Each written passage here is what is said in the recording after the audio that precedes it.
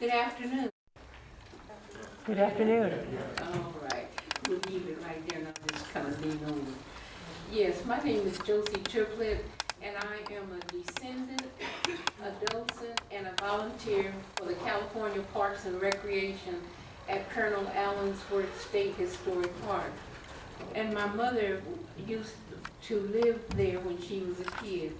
What I'm going to do is give you some excerpts of different things about her experience there and tell you a couple of favorite things her and her sister used to say when the people tried to get them to join church. My mother, Jamelia Alta Hall, was the daughter of William Henry Hall and Elizabeth May Williams Hall. My mother was born in February the 4th, 1908, and she died in January the 4th, 2009. She got 2 weeks of living to be 101, and that's all.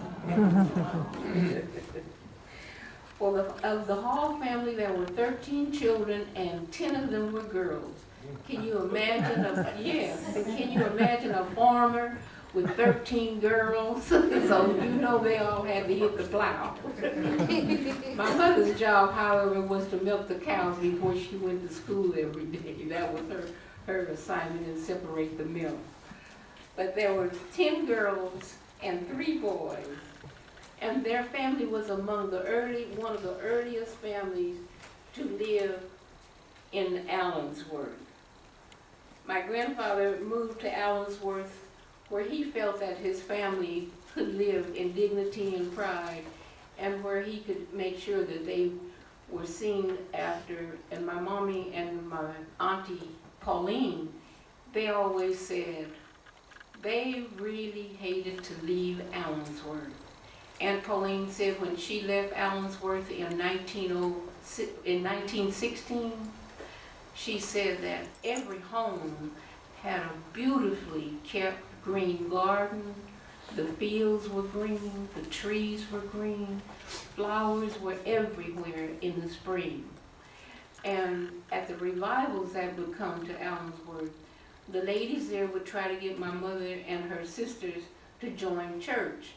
And Aunt Pauline would tell them, no, said, we don't need to join church to go to heaven. Said, Allensworth has 3 running artesian wells.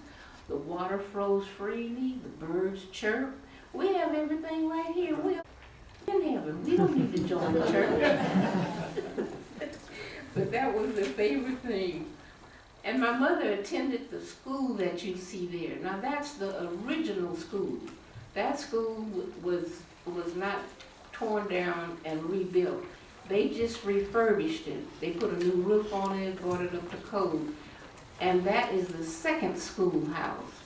The first schoolhouse was a little small room that Miss Josephine Allensworth had bought, and that's where they held school. Well, so many families started moving into Allensworth till they had to enlarge the school. And they moved the first school to the present site where you see the library at Allensworth today. That was the first schoolhouse. And they moved it, improved it, and Allensworth Library was the first library in the county of Tulare.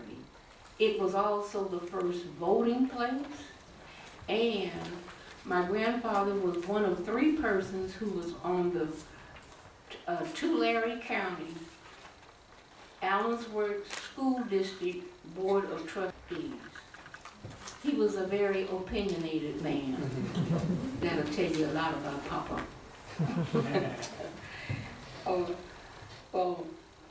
Where you see that school today, my mother used to play jacks there on that stoop. Her teacher's name was Miss Prince. And just before Miss Prince deceased, my mother got a chance to see her teacher after 30 some odd years, and that was quite a good welcome. I had a sister named Ethel, and the library needed a librarian.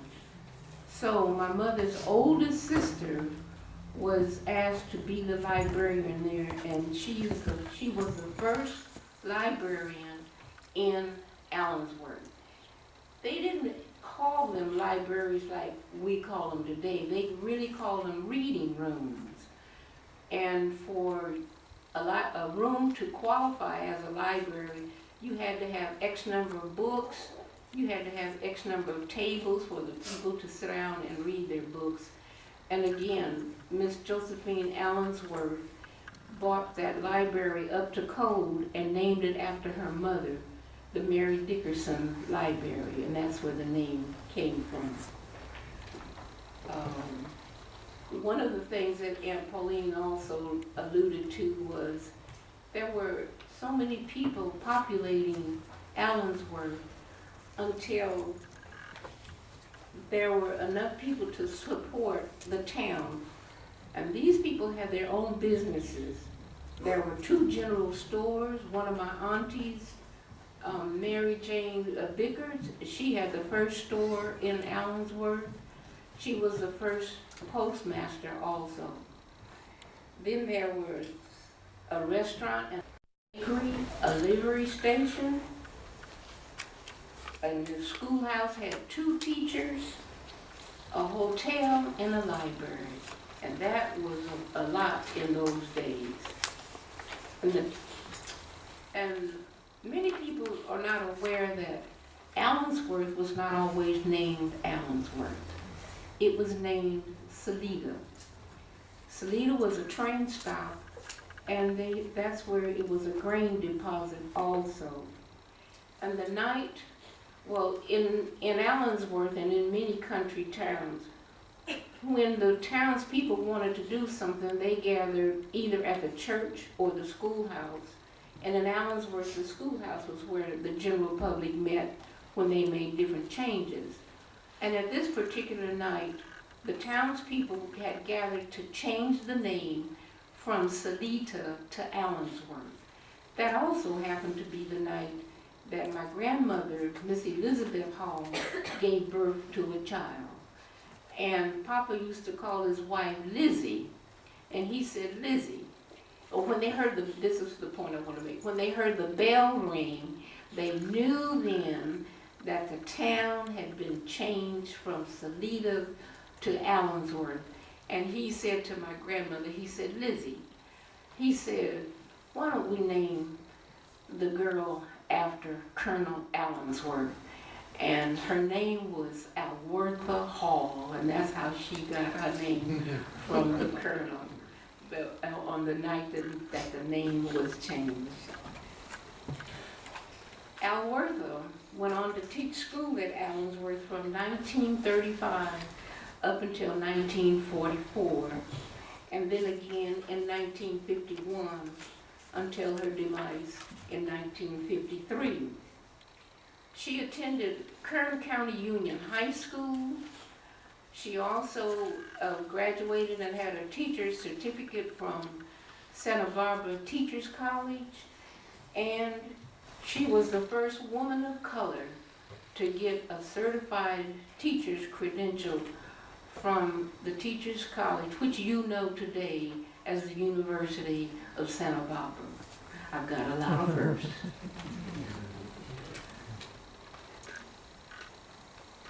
The other thing about my mommy that I want to share is, as I grew up, every year in May, people that lived in Allensworth in the heydays, 1909, 08, up until 1920, they always came back and had a picnic.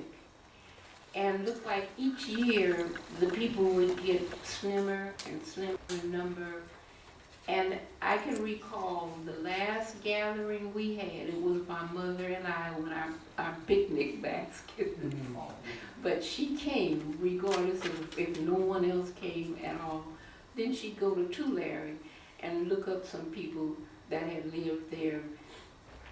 Got old or people died, they couldn't get around, but my mother came to the very last organized picnic they had, and it was her and I. And today we still have, in May, we have a celebration at the park on that particular day. The other thing that my mother did, she said she always believed in her heart that Allensworth was home, because she said everybody was just so friendly. They never really had external problems to have police come there at all, because many of the residents were Buffalo soldiers. Because somebody asked me, how many policemen did they have? I said, none that I know of. We had a constable and we had a judge there, Mr. Over. I said, but as far as I know of, and my mother said, for as long as she can remember, there was never an incident where you had to have the constable to really man anybody. And I always remind people, remember, many of the residents were Buffalo soldiers. So they had their own guns and ammunition. And they were already trained, so they didn't need any police. They could take care of it themselves.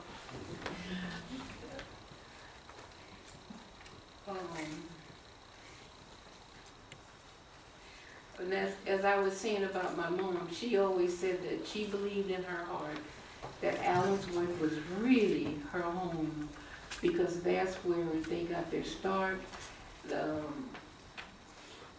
Everybody had their own garden, business, or work, or whatever they wanted to do, and they didn't really have to go anywhere for too much more.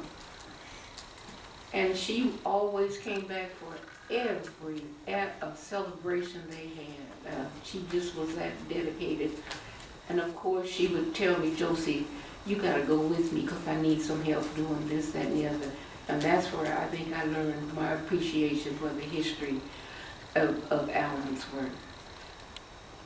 And that's my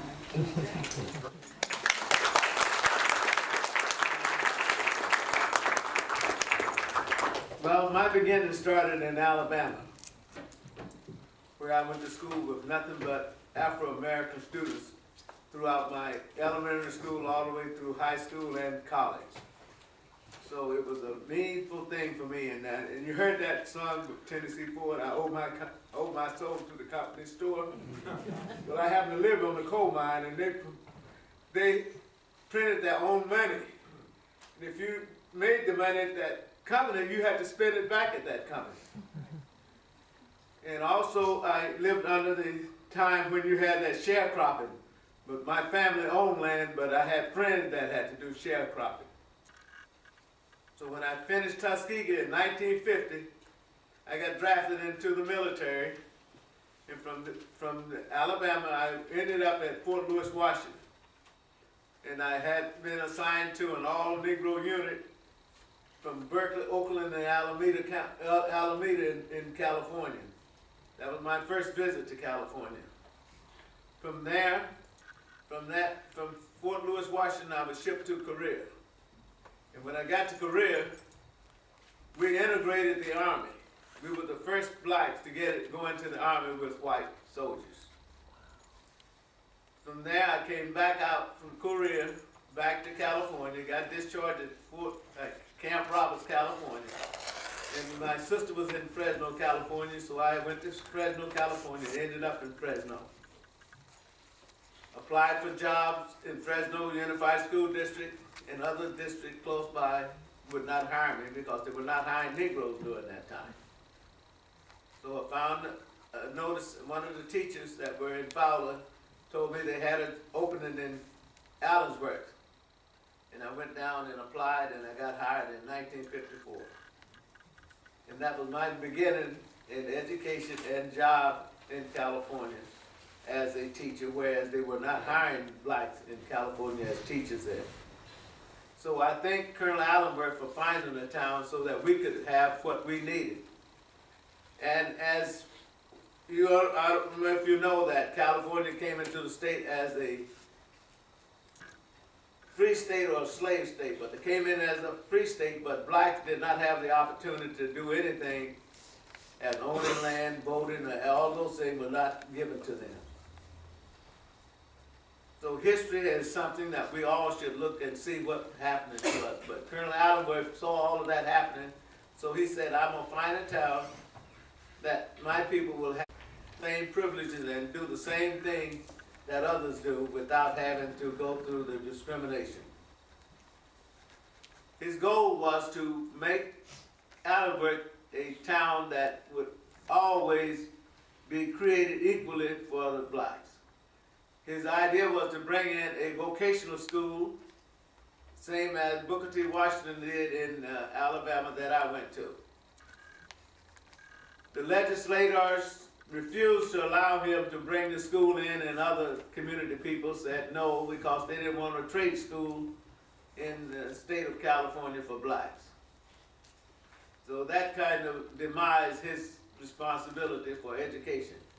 And as he became an officer in the military, his job was to educate the soldiers.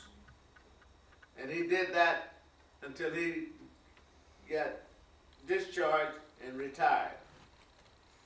And he went to Kentucky, and when he was in Kentucky as a slave, he was sold twice for trying to learn how to read. And ended up, when he got out in Kentucky, he and his brother set up a restaurant, and they sold all those and became a Baptist minister. And he started traveling around. After that, Colonel Allensworth said he would get all of his buddies from the military together and see if he could come up with something that would enable them to be self-sufficient. And he did that in Los Angeles, came up to the Central Valley to look for land that they could purchase. At that time, blacks were not supposed to own land either. But somehow he got the Pacific Land Company to sell him some land in Tulare County, at the end of the lake basin that was there in Tulare County, which was supposed to be the poorest land in the lake area. But at that time, there was plenty of water during that time for him to do whatever they wanted to do in the town of Allensworth. But they were so productive in getting things done that the Pacific Land Company took the water rights from them. So that means they would not be able to do the thing they intended to do. After that, they went to court and provided all of the legal representatives were from Allensworth, and they won the case. But guess what? They won the war, but they lost the battle because the Pacific Land Company filed bankruptcy, and that meant whatever they did was about null and void, and they couldn't get it back. And from this day now, there is a water problem in Allensworth. We can all sit and look at things that happened to, but the colonel had a vision to help everyone, not just himself. And the reason they found the town in Allensworth because of the transportation in and out of there, right at the Santa Fe Railroad track.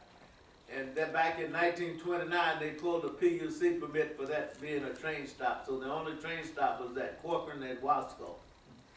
And they built a spur over to Alpaw to take the grain over there because the granary was right there in Allensworth, where they could make money by having the granary there in Allensworth and hauling all the grain in and out of Allensworth. So the economic basis was being taken away from them. So when you start breaking down the leadership and the economy of a person, what happened to them? The whole structure started just breaking down.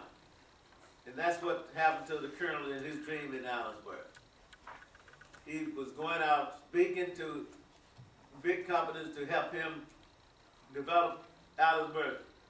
And when he went down to Monrovia, California, to make a speech, and stepped off the they called it streetcars at that time, and he was ran over twice by a motorcycle.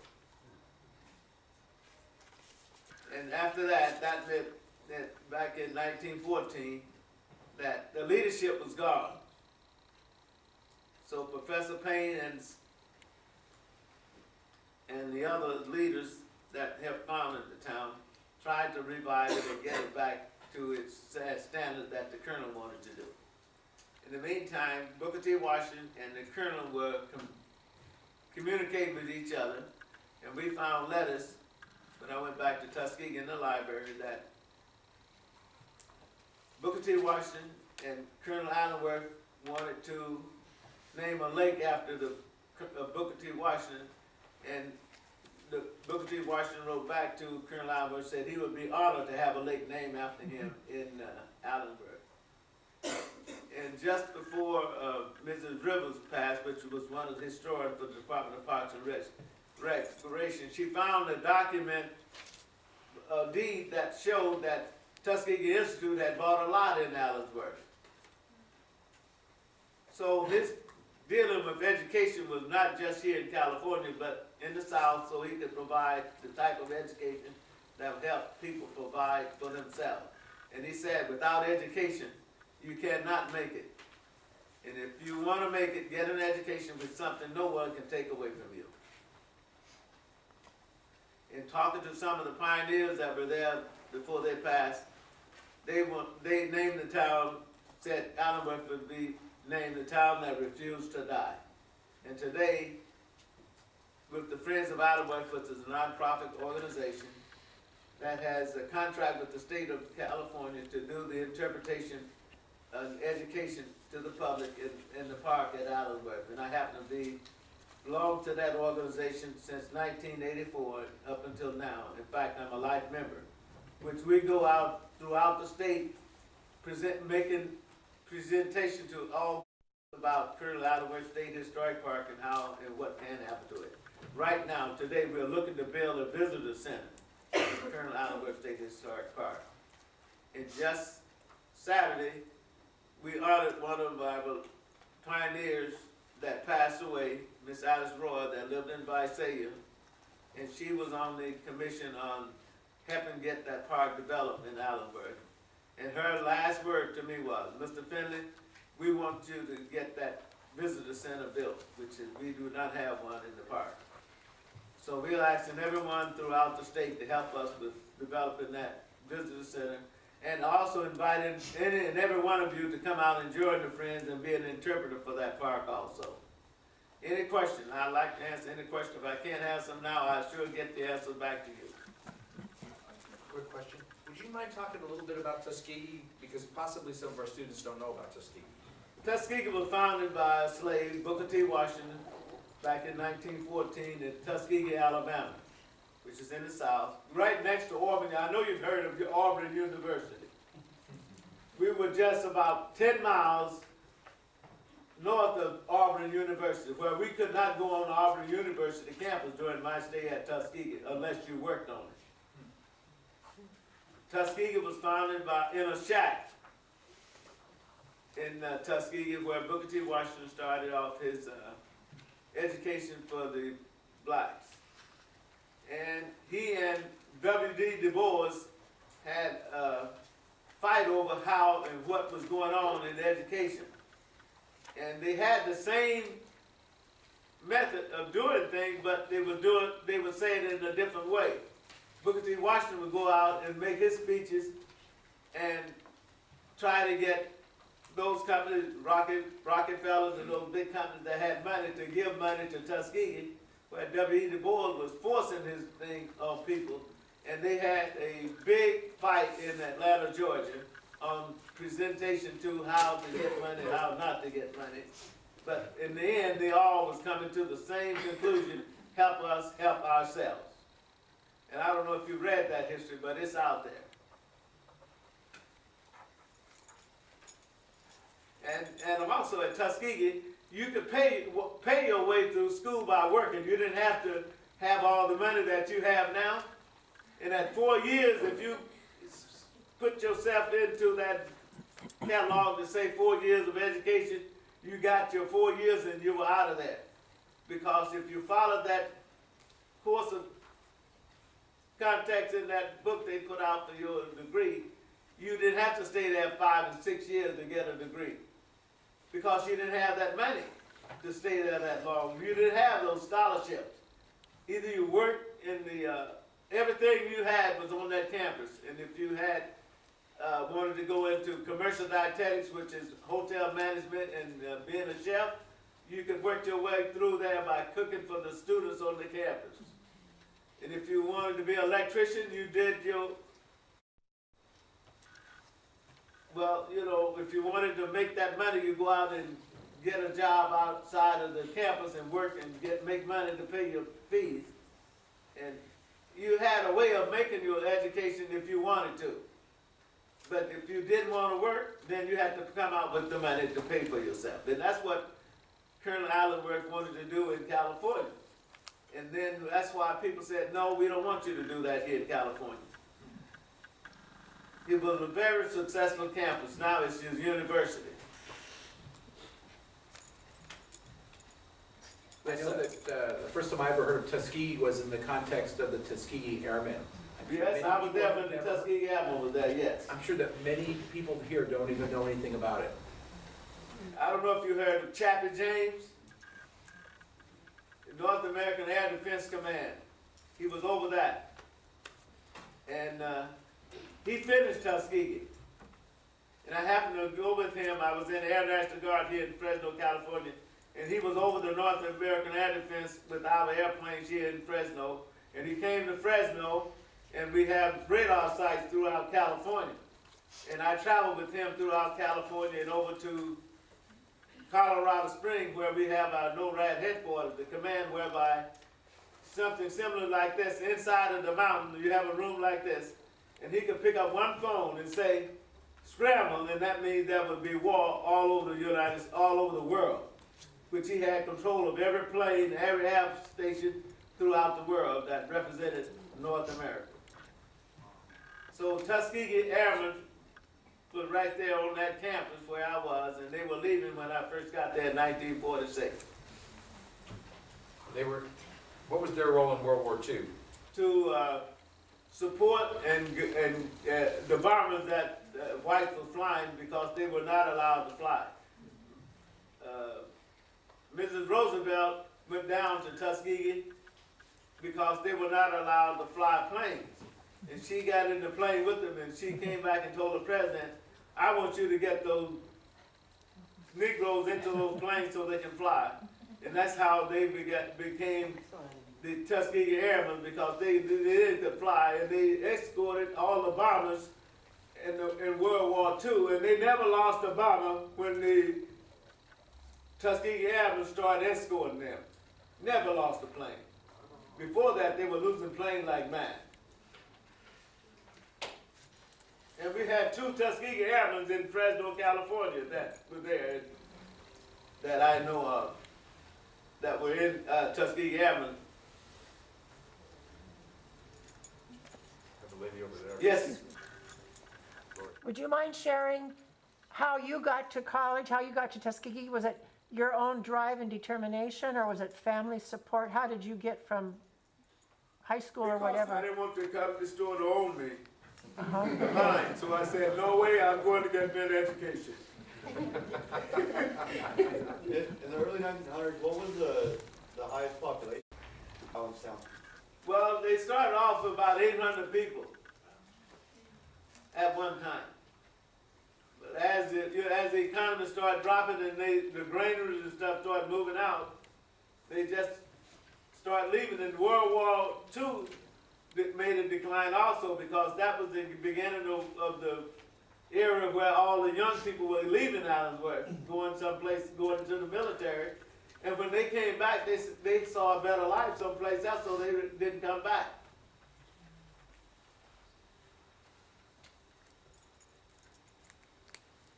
In actuality, right now, there is a train station there, is there not, for Amway? Is Amway actually, is that part of the national park thing, or I read somewhere that you can take the train to Allensworth? It's not a regular train stop, but if you get 20 people or more and call the Amtrak and set it up a month ahead of time, they will stop there, yes. But it's not a regular stop. We want to try to make it a regular stop, because Allensworth now is in the 4th grade history book as California history, which was never done before, I forgot to mention that. Mrs. Royal and our group got together, went to Wilson Rouse and told them that since they're teaching California history, Allensworth should be a part of California history, and they put it into the curriculum books now.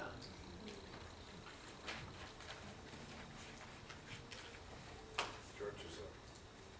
Yes, sir. Are you talking about the visitor center?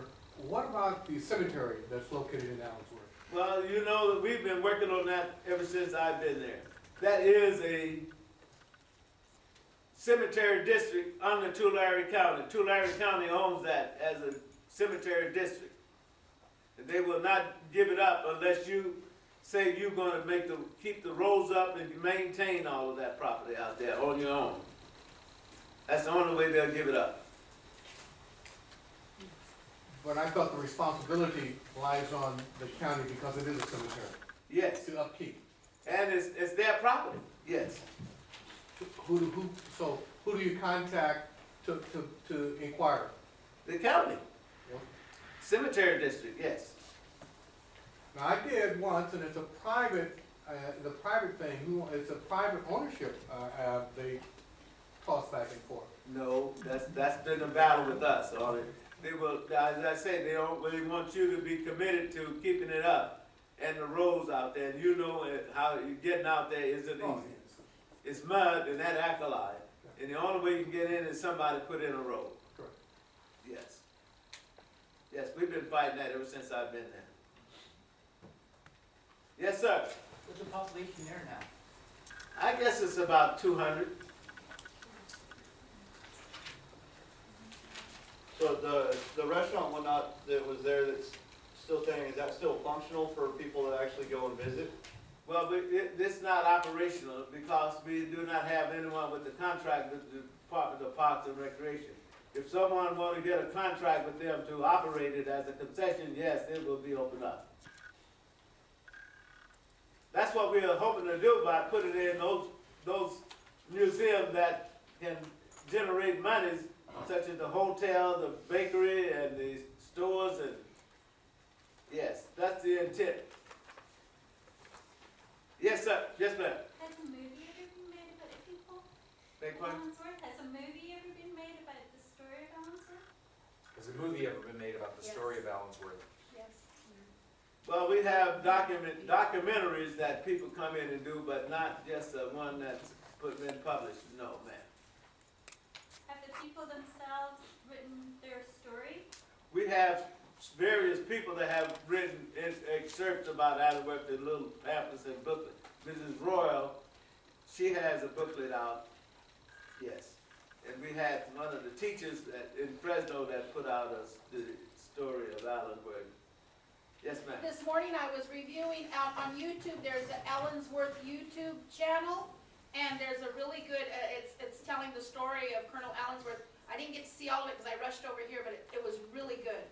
On YouTube, you can find in Allensworth a lot of excerpts and people speaking of their family and their history there on YouTube. Yeah, Colonel Allensworth has a book out, Battles and Victories, also. Yes. There's also a website. Yeah. George, what? Yes. I'm always concerned now, he was run over in Monrovia, and the story goes, and you said, was that ever investigated or just, We don't know because, see, that history, that, was not written for us at that time.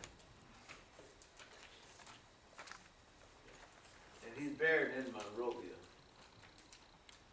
Yes, sir. I've always been confused about the artesian wells.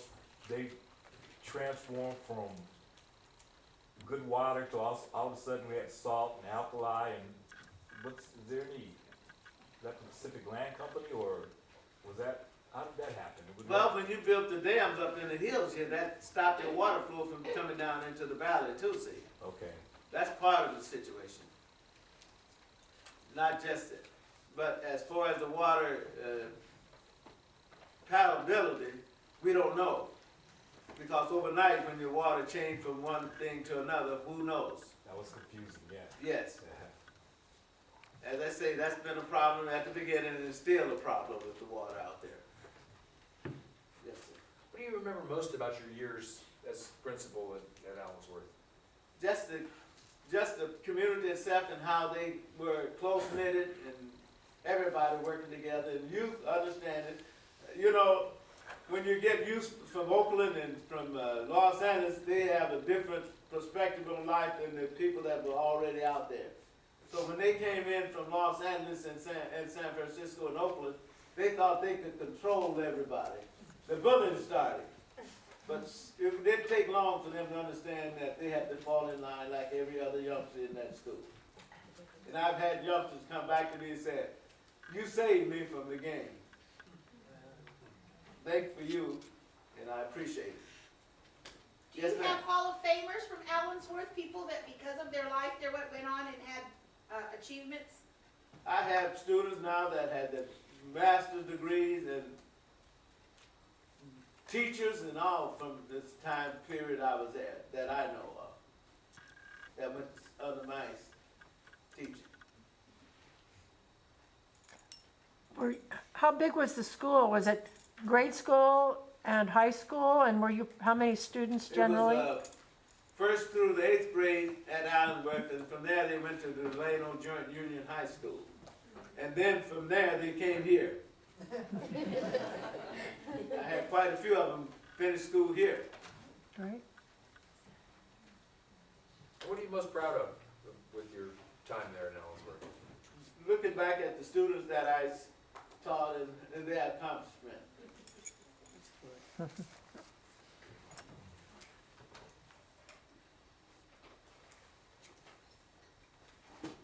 Other questions?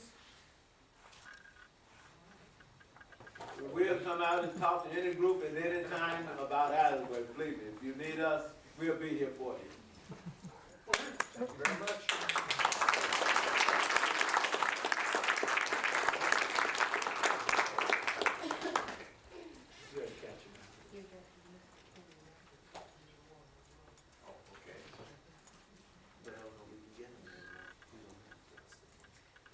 Yeah, this is the book that Mrs. Roy, which is a pioneer, and her mother was Mrs. Calvert. I had a chance to talk to Mrs. Calvert before she passed. And this is the book that Mrs. Royal wrote here. And we're going to try to have some more of them published and put on sale. Yes, sir. Well, I have people who always tell me, was there ever any unnecessary killings out there in Allensworth from the European Americans that were out in the area? Shootings, deaths? Of who? Well, rumors had it that there were some African Americans that were killed in the area out there. I don't remember. That's good. And just people talk, you just want to make sure to clarify the rumor. As I say, it was a very peaceful town. Well, I had no problem. We didn't look for a sheriff or anybody out there during my stay. Yes, ma'am. I was able to get that book at the Tulare County Library. All right. Yes, sir. How far from Allensworth was the nearest white population? We had them right there in the farm area there. What was the relationship like during? We had no problem. We were great. Great. No problem. Mexican Americans and the And white. Indians too, Huh? and some Indians too. Yeah. It was just one close-knitted community, all I can say. And as you know, there were other townships, but not a place whereby they could call that they run it themselves. Allensworth was the only town founded and ran by blacks in the United States. Only town. You had townships now like Tulsa, Oklahoma, where they got bombed and burned out because of their success that two white men had betted the colors. If we give you this town, you wouldn't do anything with it. And they were so successful, they started sending out pamphlets telling them, don't come to Tulsa. And since they got it up, they set it on fire. They bombed and did everything to it. Deerfield, Florida. In Kansas, they had a town, and they made a national park out of it. But as far as being a town ran by blacks and owned by blacks, was Allensworth is the only one in the United States. Oh, by the way, I have one of my students with me right here in front, my son. Oh.